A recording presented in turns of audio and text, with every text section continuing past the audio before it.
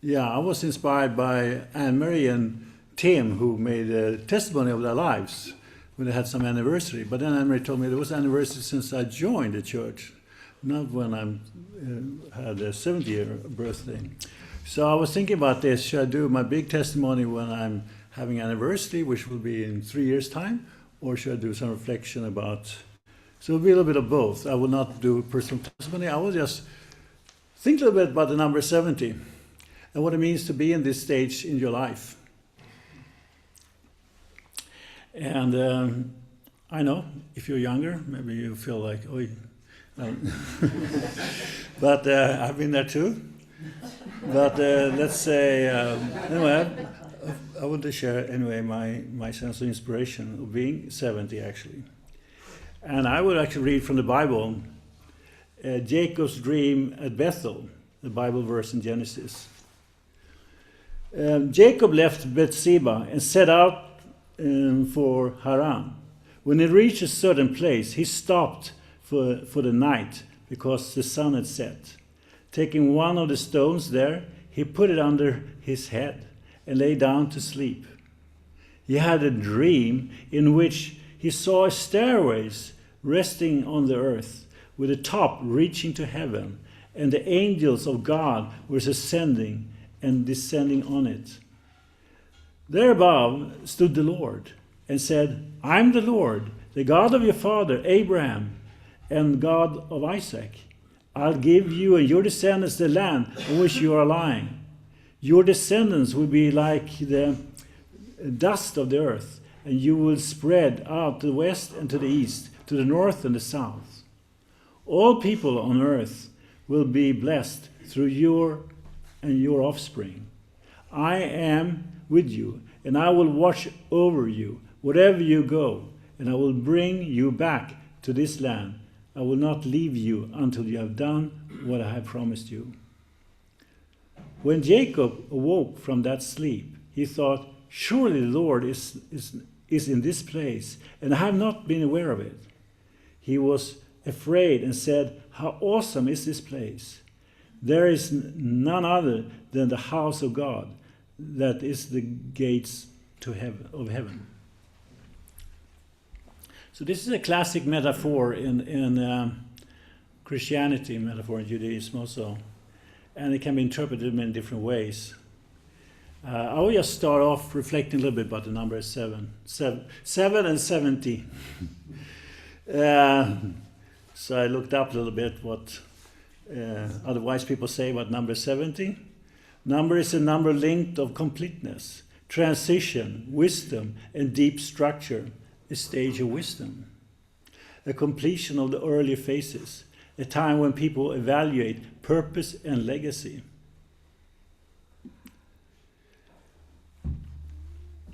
The numbers are like a spiritual path, and it's like a reflection, a complete cycle, a fullness of time.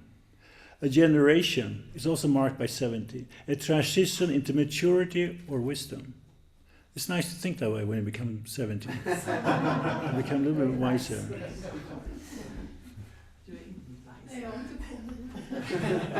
For the natural scientists, maybe Sean's watching now. This doesn't say much to me, but anyway, I refer it. It's a high composite number. It has many divisors, 8 of them. It is a sum of the first 24 primes, which is unusual and symbolic in the number theory. 70 is the smallest number, n, for which the sum of divisions of n is greater than the plus of the prime fraction. Yeah, this is not something I understand. But at least you will understand it's somehow significant. It appears combinatorics and probability theory, and this gives 70 a sense of balance and structure in mathematics. So here again we can see, we know from our principle that 7 numbers are important, and numbers are very important in the creation of this physical earth. My reflection is, in the unification tradition, we should do 7 minutes prayer. That's a time frame which I've been using a lot. It's suitable for me. Short, not too short. Concise. I can handle it. 7-day fast we've been doing. Also, number 70-year division cycle of communism and the division of North and South Korea. I remember Father taught a long time ago in America about 70, and it was a journalist was actually inspired by Father's lecture. He said the communists will fall down after 70 years of turn downfall. And Mother also uses a reference with North and South Korea. Now it's past 70 years, so it should sort of reassemble itself. So it has some providential significance in this way, hopefully. Okay, it's connected to the Bible verse. The stairways and the road. The stairways of heaven is a metaphorical path to enlightenment or transcendent, contrasting with the road she's on, which could lead elsewhere. The Long famously states that there is still time to change in the road you're on. So I think in life, we are on a road. Some people, of course, live moment by moment. There is this saying that we should live just for the moment. I always had a skeptical feeling about that. I guess the point is, yeah, you should be focused, not drift away, get your mind somewhere else. But you also need to have time to reflect where you come from and where you need to go. And I think this is an important issue, actually. This is a Swedish aging to overcome life struggles. It calls Livstrappan, life's journey. And actually, I tried to find it in English. I couldn't find it anywhere. I don't know if anyone else from another country seen it in your country language. But it starts with from you're born. And then you go to 20 years old. The next step, you're adult. And then you're 30 years old. And then you're 40. And when you're 50, you're on the top. And then slowly going down, 60, 70, 80, 90. A little depressing maybe, if you're going to go downhill. Yesterday, me and my wife, we were invited to the Swedish church. They had made a big event in Björnlunda, Daga församling, where we live. For you? Yeah. Well, yes, it was for me, but not only for me. I have to be straight honest. It was for everybody who had an even birthday. So I think, I don't know, it was from 30 or 40, 50, 60, 70, 80, 85. And then it was every year, 86, 7, 8. So the majority of the people there were a bit older. But they gathered over 100 people. We have a community hall, actually, where we live in Björnlunda. This is very rarely used, but now it was used for this occasion. And the sponsors was actually the Swedish church. So they invited everyone, talked to somebody there. They invited everybody is a member of the Swedish church. So this is a very traditional area, Swedish area, you would say, in the countryside of Sweden. So the church have a very central place. There's not so many other things going on there than the church. So it is interesting, and I feel very kind of nice about it, good about it, and so I like to attend that service sometimes. And I get to know the vicar, so he was there, and he met me and Julie. And as you know, also Kim, I've been singing there in the church, and she's going to sing also this New Year's Midnattsmässa. She's going to sing again. So she has become a little bit of a celebrity there. Anyway, so... he looked at this, he referred to this, that's why I'm bringing it up now, this age step. And of course, most people were past 50.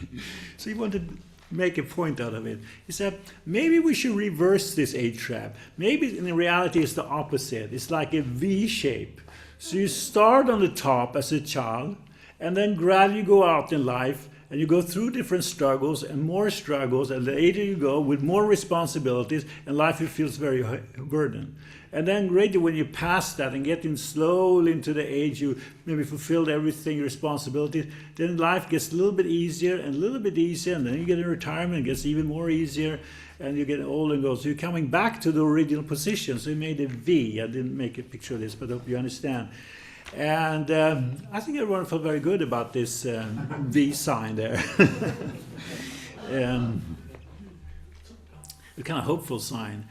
But I have to say that I wonder if that's the really he's the vicar, so he gives some kind of religious message there, but he doesn't talk anything about the spirit world, doesn't talk about anything about indemnity, nothing about salvation, no the heavy duty stuff, which is so important in one's life to think about where you're going. It's more like soft, nice, make everybody feel good. Yeah, you're getting older, you're getting weaker, memory losing, but still, you're getting better, improving. Why are we getting better? I don't know. But it's just natural laws. It's a positive way of thinking about it.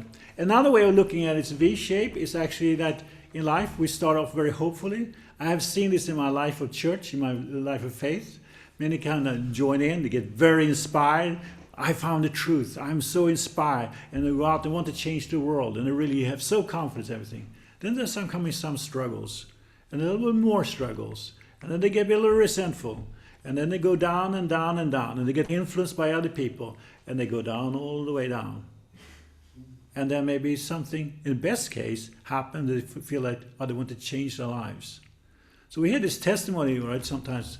And then people feel like, what happened to God? Where was I going? I was just living aimlessly day to day. I was influenced by the wrong people. I took the shortcuts in life. I didn't really see the ladder going forward. I just lived for the moment, maybe. And then you come to bottom, and you maybe having gone through the very difficulties, and it happens, and then people start, the best case then, reflect about their lives and find a path forward and back. I think that's a nice way of putting it. There's always hope. God is always there, willing to help us out, give us a hand. And so even sometimes we can maybe don't go so deep, but it's maybe at those times it's good to reflect. I had those experiences in my own church life also. There was one point there I felt like, what I'm doing here, everything going against me. I mean, I had several, but it was one particular moment I was struggling about it. I was just 2 years in the church, and then I felt like, I'm going to leave. I have nothing here to do. It doesn't serve my interest. It doesn't benefit me anymore. I'm not getting anywhere I want. They don't respect me. Feelings like that came to me, and then I decided, well, I want to go and pray. And then I went and prayed, and then I thought deeply, and I realized what was my motivation to join, actually. It was not about external things. It was about something else. I need to find a path. So I reflected about that, and then I got myself together and tried to set up new goals in life, which I think is very important. It's the element of the ladder. You're having a goal, you're looking up and see where is God, and you can climb step by step. So, yeah, that saved me. And some other occasions in life, you go through difficulties in life, and then you can reflect and say, what did I do? You learn from your mistakes. And that's how we grow as human beings.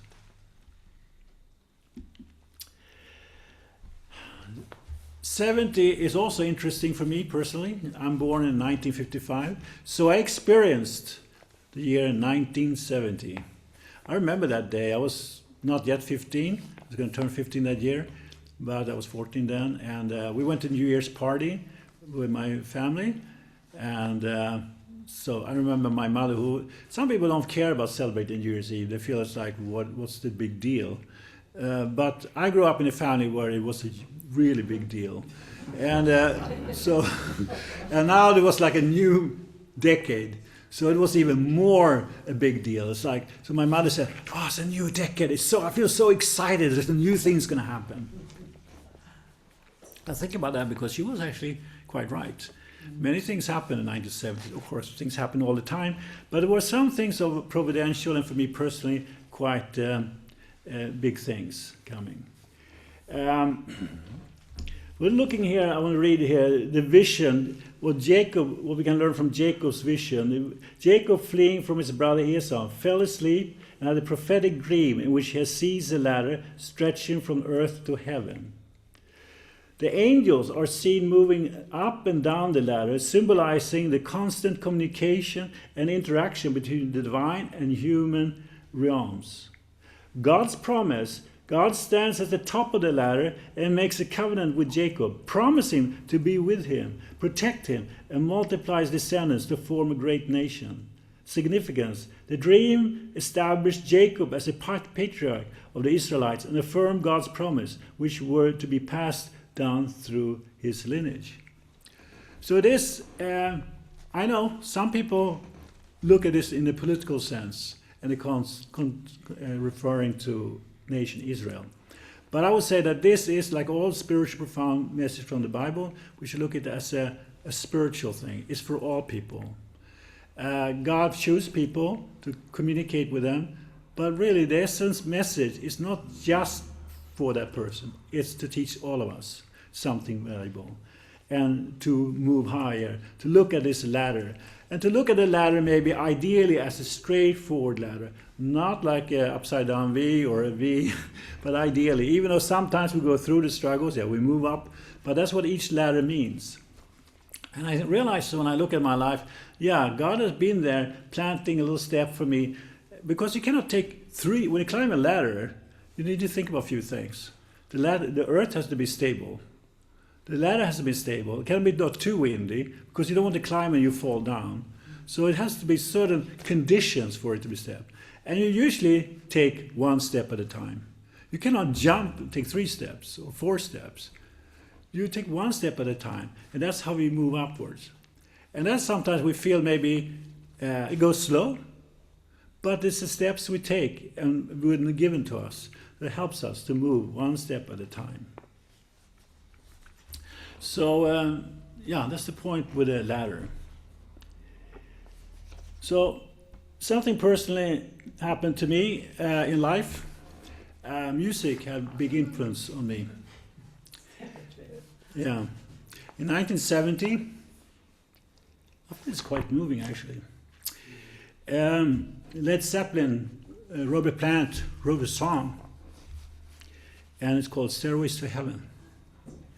This is regarded as one of rock history's absolutely top music pieces. It's 8 minutes long. I would have loved to play it here for you, but I'm not so sure you will be so excited. But you can look at it later on. It starts very slow and then gradually goes a little faster and more intense and then intense. I listened to this clip many times. This is a clip from Madison Square Garden in 1973. They were the top around. Beatles had stopped, and they were the top of the hype, new excitement, and they're starting this new trend with hard rock music. There have been many rumors about this song. Some people say if you reverse the sounds of it, it's actually the devil speaking to people. And their reaction was, why would we do this? Why would it? This is so stupid. They just ignored the rumors. And this is also kind of telling. When something good is happening, someone's going to downplay it and turn it and twist it to something else in life. And this is very interesting because I like to read this because not many people know this song. I don't know if you all heard this song, but it's a very powerful song, but not everybody maybe thinks about the internal meaning. So, and from this song, actually, I got to the Bible. So it is connected. The meaning of Led Zeppelin's Stairways to Heaven is the conflict between spiritualism and materialism, and the idea that one cannot buy their way to salvation. The song uses the allegoric figure of a lady to represent materialistic path to a spiritual end, while the lyrics encouraging finding a more genuine internal path through nature and introspection as a symbolic by the whispering wind. Isn't that beautiful? Very powerful. I don't think everybody thinks about it when they hear this song. But it's a very spiritual. They made a record. They were we can say they were isolating in a house. They just lived there by themselves, basically, and they made all this record very intensely focusing. So it was really like a sort of, I feel this was a divine inspiration. God was trying to use music, and he uses the art to wake up people. In the 70s, there were many big bands coming up. And one of my big favorites, as you know, is Iron Maiden. And they were established 1955 on the Christmas Day. That's where Steve Harris founded Iron Maiden. It's also a very controversial band because visually it looks like the devil. It looks like the devil in worship. People felt it, people expressed it. But behind it, it is about this human spiritual struggle. Man's search for something. Man will be liberated. It's not this naive hope things which could come from other music. Oh, I love you forever. It's this confrontation with our own self, with our own guilt, with our own problems. And we'll fight, and we have to fight, and we have to overcome it. So I think for me, hard rock music is what Oprah was for the privileged and upper class. Hard rock music is for the working class. They all come from the working class, actually. No one really interprets it that way, but this is my interpretation. So even I was raised with classical music. I was raised as very sort of, you should like those high notes. I didn't care so much because maybe it's a reflection of my own inner struggle and my own inner search. I was so excited by this hard rock music, and it was dramatic and it was powerful and gave me energy. So I was felt in the looks of something. Because what it is disturbs you in life is a sense of fakeness in life. And you want to find the right life, you want to find the right path in life. So they played in Madison Square Garden in 1973. You see, that was 3 concerts sold out. The year after, someone else came to Madison Square Garden. You were there, huh? Yes. I was not there yet. I don't know what I was doing that day, but I was somewhere in Sweden. So Father spoke with a very powerful message to give hope to people, to the time to change and see new hope. And many were inspired, but not everybody understood his message. I can make actually parallel with the hard rock music that some people get upset about these external attributes and don't see the inner qualities of the music. Some people don't. They just react. It's noisy, it is ugly, maybe it's devil worshipping, but instead it's a heart crying for something more powerful and noble and something more genuine. And of course, Father came down also, actually like a hard rock preacher. He gave the hard rock. He didn't give a nice speech like my vicar in Björn Lunda gives. He gives also very nice. I appreciate him, his thoughtful sermons, I always appreciate, but very nice and kind, but it's nothing really which you feel like you're going to change your life. You have to feel it change your life. It's just that, yeah, everything's fine and nice. The world is a big chaos, but anyway, fine, nice, feel good. But it's thoughtful, so I give him respect for that. I feel sincere anyway, but he doesn't know the problem, so it will be up to me to connect that. And we will have to pray about that.